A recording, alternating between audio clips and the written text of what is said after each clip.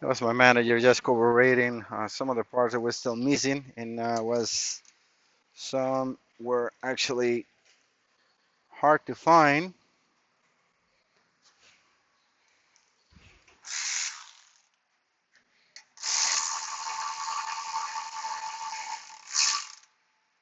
This cable, yeah, that's fine.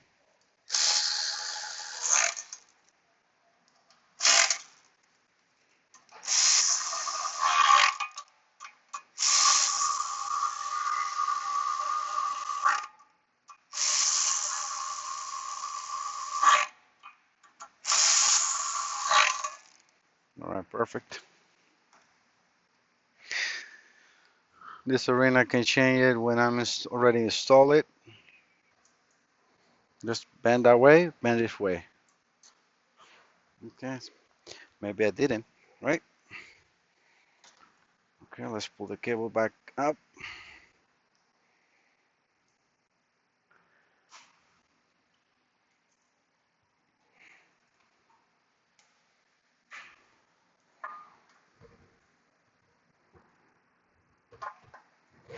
See, that's where it butts together. And let's see if we can maneuver these two babies in here.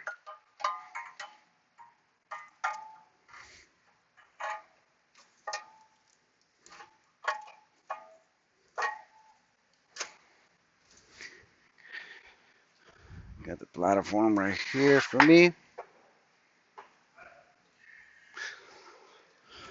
I will use the long ones. They're probably the easiest to get in place.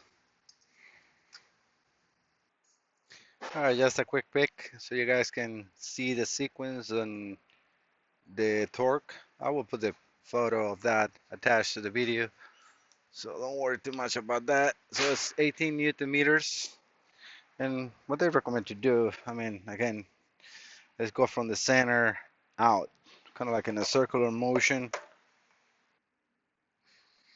All right, guys, I thought I had the camera going. So again, these are, sorry, you have to start on the center, 18 Newton meters, as I show you in the image. It's kind of like, work yourself.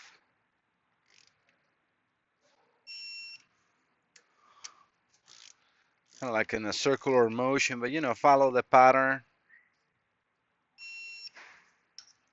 Most important thing is to go from the center out and then change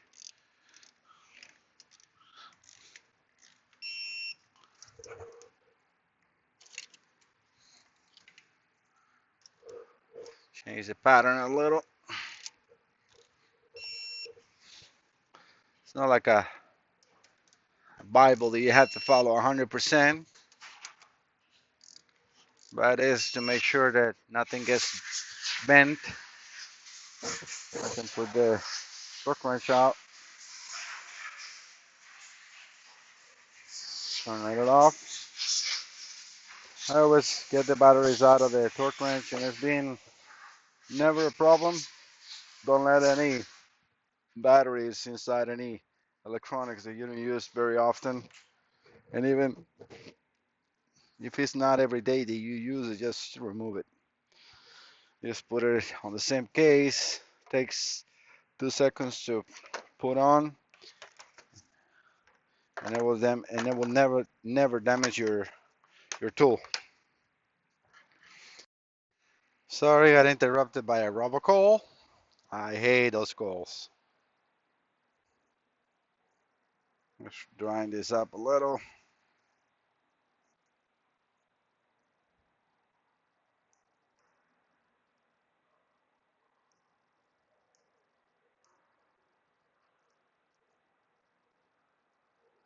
The most important is the seat and to clean the passages inside the manifold. Want to make sure the same. So it's a little smaller. The gasket I know is the right one.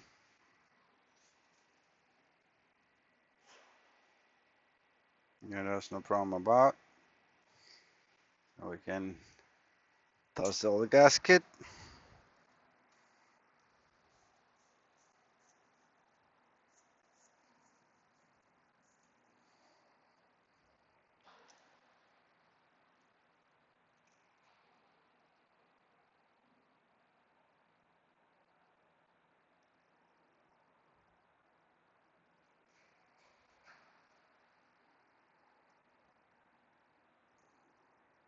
Just slide her in.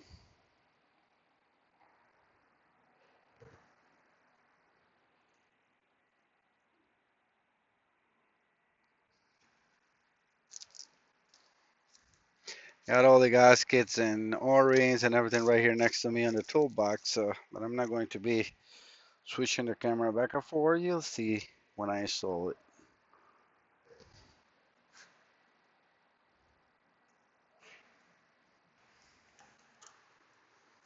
I wish it would be this easy when you're removing. All the hoses are soft, everything is nice.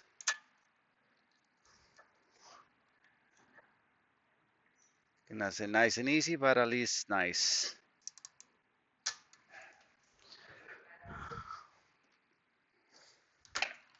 You guys even looking what I'm doing? Yeah, right? Yeah. It's not so. I am moving so much this camera, you guys are getting dizzy.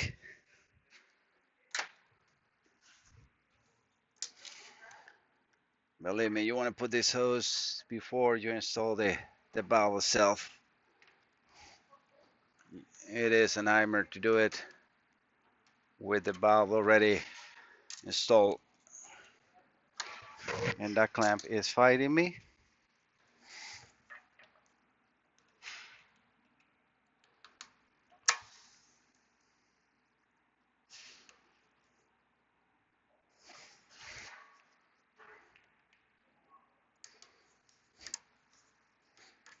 Okay, see? That was beautiful.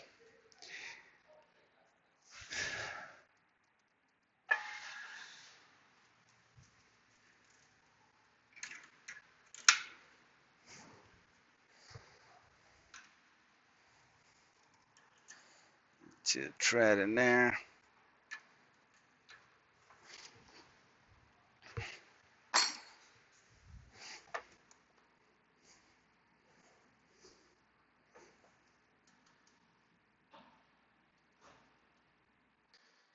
I got a headache yesterday from this. It's just sometimes so much. No matter how much you clean, it's always dirty. All right, so we got the intake manifolds, they also call on this car intake pressure charged system, because that's what it is, right? Remember, we have a turbo system, so that's how they call it. I'm going to put the twirl motor. Let me see if I can get the clips. Should have everything here. I got one.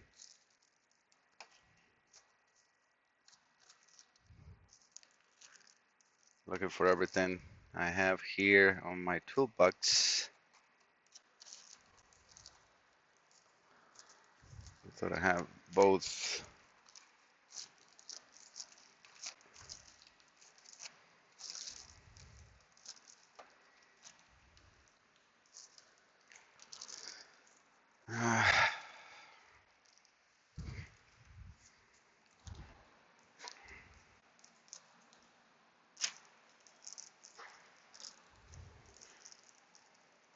This is how they come.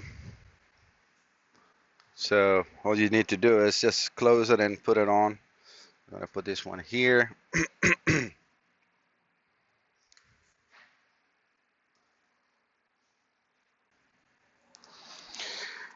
And I found the other one too.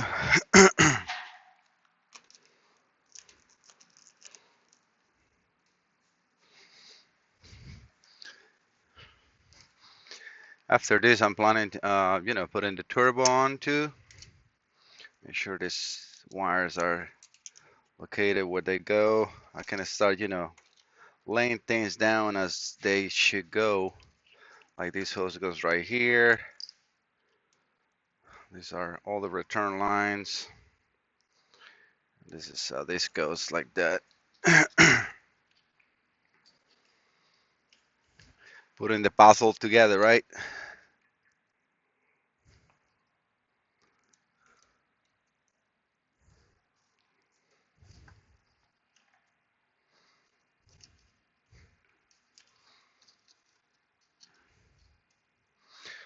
And actually, well, no, I cannot install the lines. I'm just gonna put them in here, keep that seal and on distance.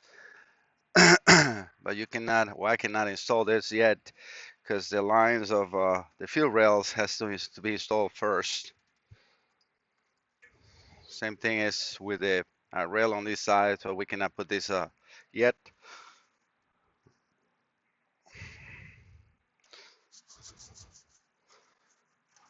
Just a bracket for the glow plug and on the front. I don't know how many gloves I have changed trying to keep my hands clean to not dirty the system, but it's just impossible.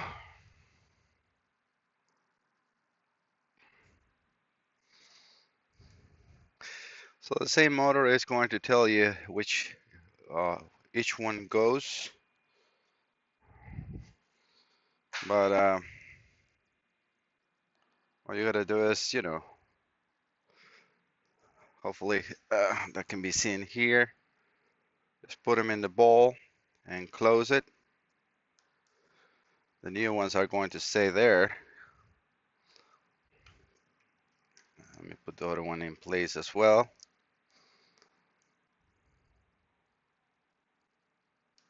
Okay.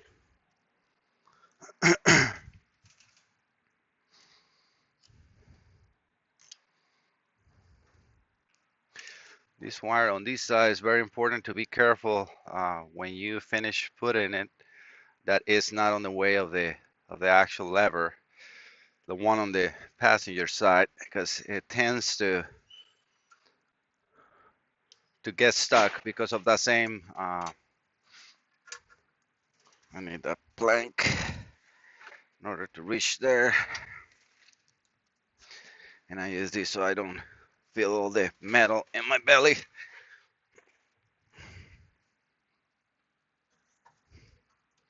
I know I'm going to be a little bit on the way, but well, it's just the way it is, right?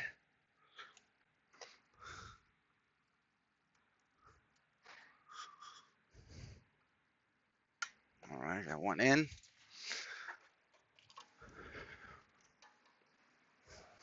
All right, guys, let me get you a little closer. I want to show you the trick that I just put together for doing this because, I mean, it's just, a little hard to do with the motor already or with the intake already installed. So what I do, I have this O-ring here. Let's see if this is the right size. I just look for an O-ring that will fit tight onto the clip to keep it in place. Yeah, perfect. The O-ring has to be removed after, so what I do is just push this in the lever, right? And as soon as I got it in, which it has also a position, because otherwise it would just not go in, then just with a small pick, I get the O-ring down and cut it. Put the front first, the back, you got a lot of more room to work with. Be careful also to put a rag in there because the turbo holes are there, but as you can see, we got a lot of more room in here. Yeah, now I have to open this up because it's too tight. New clips. And they have a kind of like a snap position, but it's not enough to keep it. Probably if you put the motor with the manifolds, it's not such a big deal. I don't know. It's like I tried before and it was just a nightmare for me because moving the manifolds with this in the middle, it's a plastic motor, so not easy. So Slide the O-ring in here. Like that, the clip is held tight. And then just maneuver a little bit. When you have it already in like I do, pull the O-ring out because the clip has to go all the way in. The clips.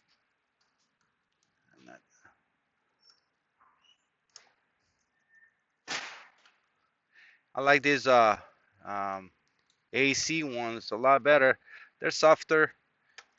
Oh, and I just stopped myself. So be careful. Don't do what I did. Make sure this clips, and that's it.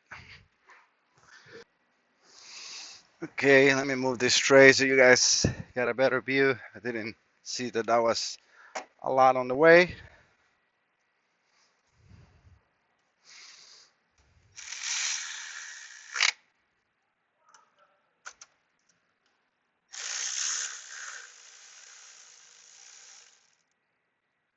Should not tie that one too much yet. Make sure that you put all the bolts before you tighten anything.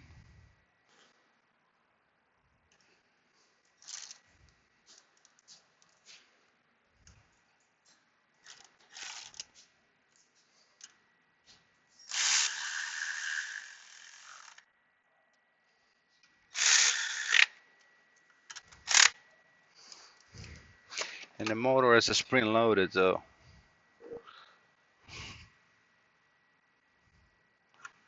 make sure moves freely. As you can see, it does. Perfect. All right, so that's always make sure, push on the lever of the motor to make sure the mechanism is correctly, not on the cliff fall. Just double check your installation. That was a little bit of a project, but that O-ring technique is going to stay with me and now with us, with all of us, right? Okay, now I can install the turbo. I can leave this one there. More dirty rags out. Let me get those gaskets. So we're gonna need the big one for the bottom of the turbo. And let me give you the whole part number. That's the bottom one. That's the upper one. And we need the exhaust size too, right? Should have them all in here. I should have. I think these are the ones. So yeah, it's 642, 142, 3180, and 3280. That's left and right.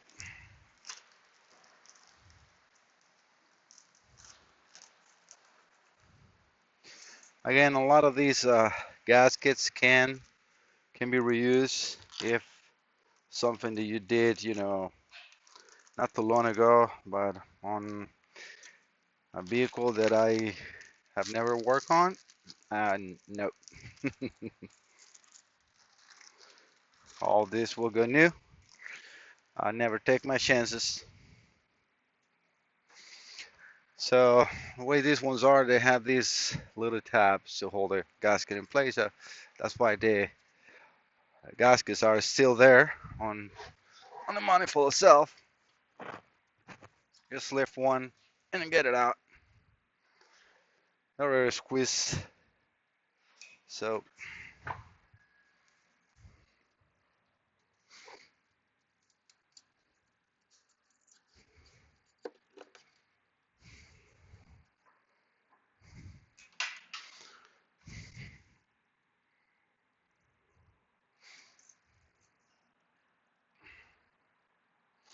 and they do have a difference, as you can see. I mean, truly they don't. They just got a little flap that makes it different. There's this one. You'll see it on your car. when you install this.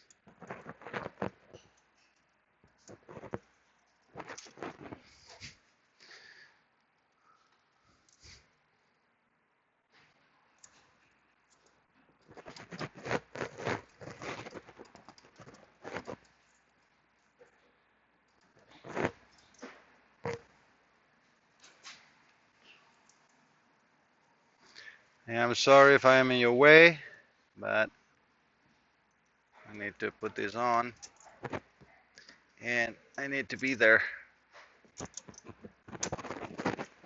And it doesn't fit right there.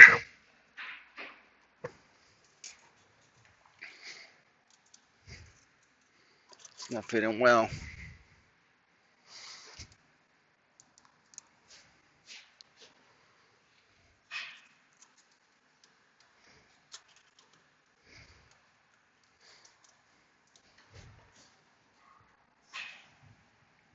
I'm sorry guys, but I need to see what I'm doing to position the gasket where they go.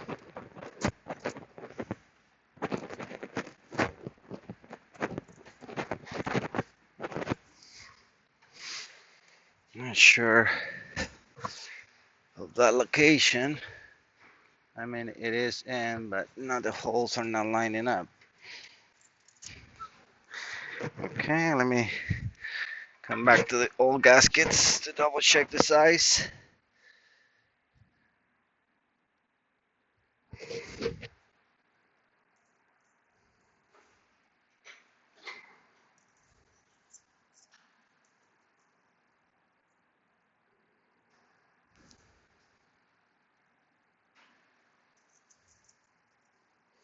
Just outside the camera, checking the size of like holes. Yeah, they're exactly the same one. So I am not just put them in the right way.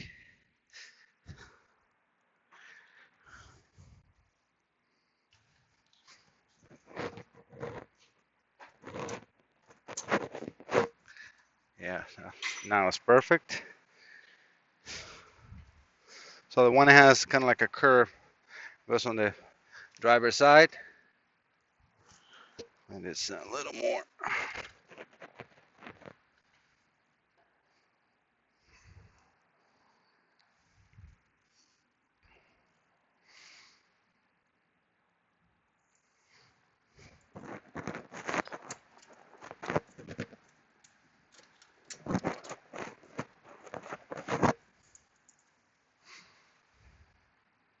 Yep, that's perfect.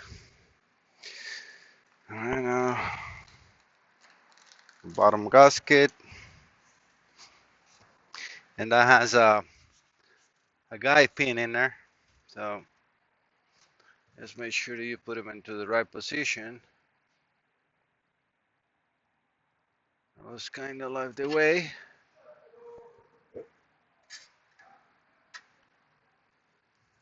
Let me get you a close look of that.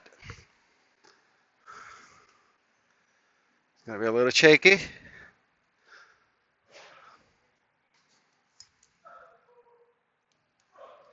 Getting a little more light. And those are the two gaskets on the back. And that's the swerve model. Like this bolt goes actually attached from the top. I got you guys a close look view. And now you're going back into the boom.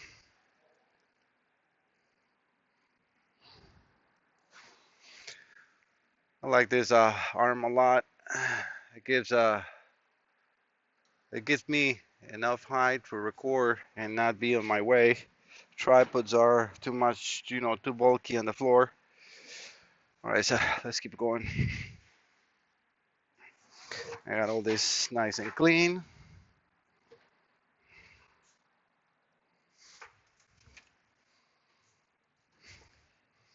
Sure I'm doing this right.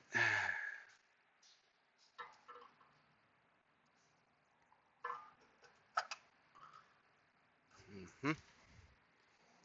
And that should be this floor here.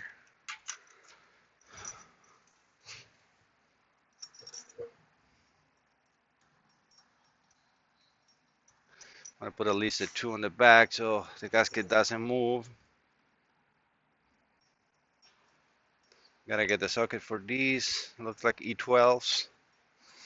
And I gotta get the torque wrench and torque spec for this.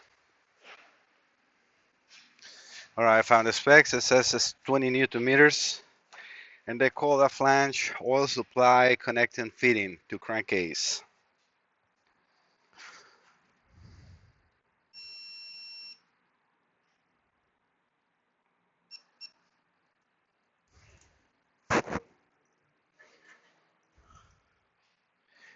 Yeah, they are E12s. So let me get that socket as well. And I'm gonna need a longer extension. I still gotta put the other two, the front ones. For that not to drop it, I usually use a magnet to guide the balls in place. I mean, these are long enough, so not really a problem, but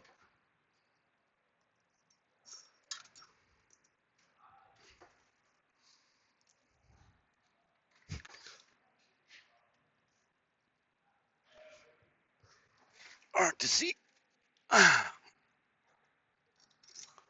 Okay, got it all there. Let me at least get it close so I don't have to spin everything with a torque wrench.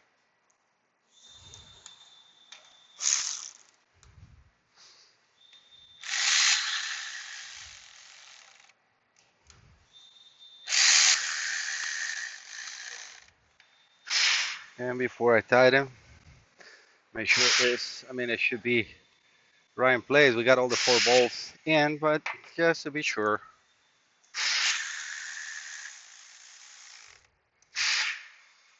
Just snug them with a wrench, with a ratchet, and then torque wrench.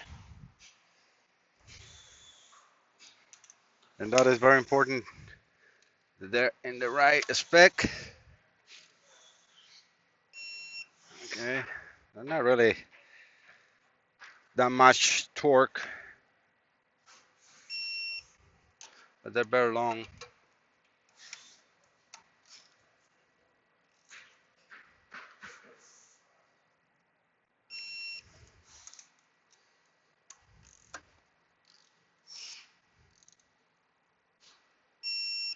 Okay.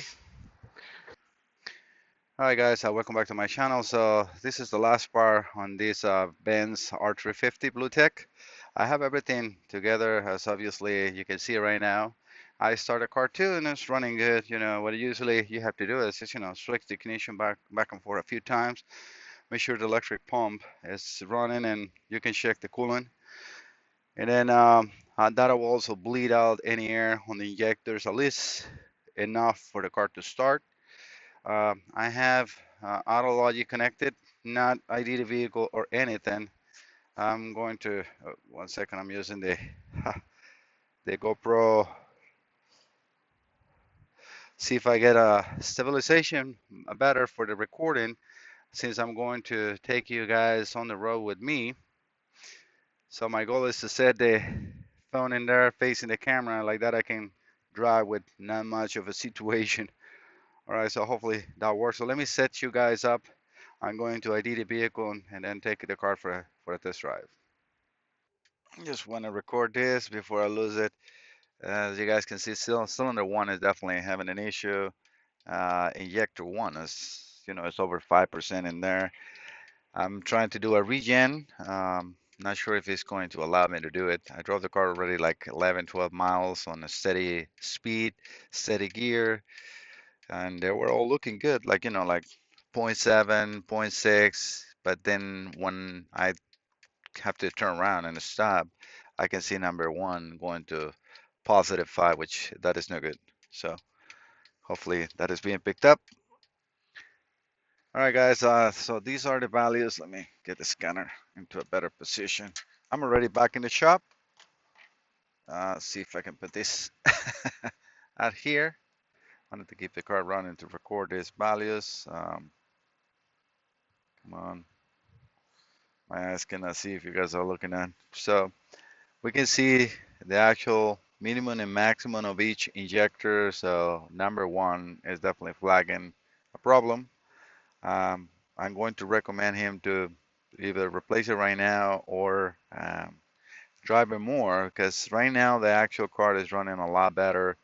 Everything is a lot cleaner. So I can definitely feel the car has very good power. It's super smooth while driving off idle. The car is perfect, no issues. And even right now, the idle, as you can see, the values are perfect. It's 259. The idle is super smooth, but it gets sometimes into this point of the 5.14. That is no good already. So coming back, cylinder, going forward, um, cylinder 2, min max, perfect. Um, cylinder 3, you can see is actually even better, 0.9 to 1.2. Cylinder 4, 2.32, 1.2. Again, I think those are good values. I don't like that it's a little high on the negative side, but it's still nothing to flag a problem. And then 5 and 6, these are perfect. These are, like, I mean, I don't know why this value is 220. That is milligrams. Let me see that. That is a big problem. 220 on cylinder 6. How is that even possible? The minimum value minus 220.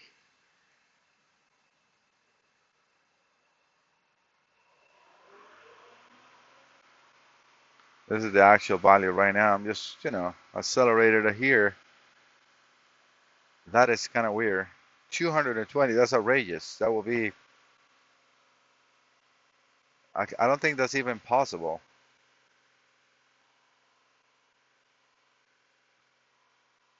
See the actual values right now? And you can see one is a little higher than anyone else, but right now it's good. 2.6, 2.5, that will be still, it's on the going place, but it's still good. Now I can feel a little bit of a hiccup right now, and you can see the numbers climbing up on that one. You see 2.8, 2.93. So it tried, and this is the correction value. So that's the computer trying to compensate for that lack of injection, and then it's going to raise the other one up, but or the other one's up a little bit, trying to close injector, open injector. Look at right now, 3.5, 3.6, and it's going up. So yeah, I'm going to talk to the owner of the vehicle and see if we can replace that. I did also replace the cam sensor because we got a code before on the cam, and it's such a cheap and so easy to replace that. I not even call him because I know that if, he will say just do it.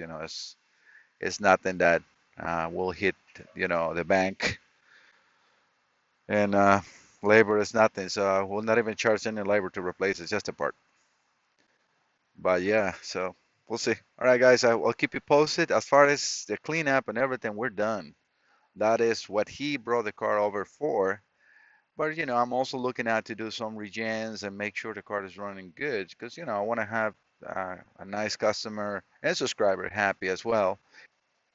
All right, guys, got the Sentry out. I did a full, quick test. As you can see here, the common rail shows no faults. We have one fault on the, where is it? Right here on the selective catalytic reduction. So switcher control units with faults and events. And then we can see this one, which I think is going to be the same thing for the SCR heating element. That's the only code, and it starts flagging the check engine light. But even on this test drive, I didn't have any injector code so far. So the output for heating element of the Bluetec, blah, blah, blah. So exactly what I thought. Well, let me go back to the engine control module.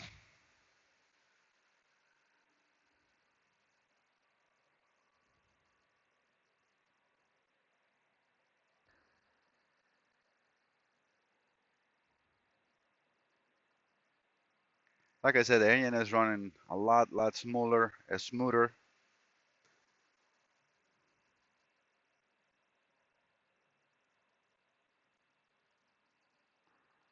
We know that we have no fault codes, so no fault codes present after a 30-mile drive.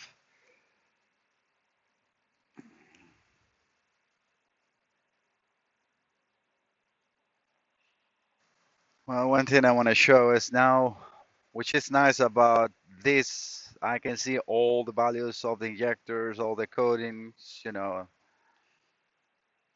they all look good. I mean, yes, we can see the number ones a little higher.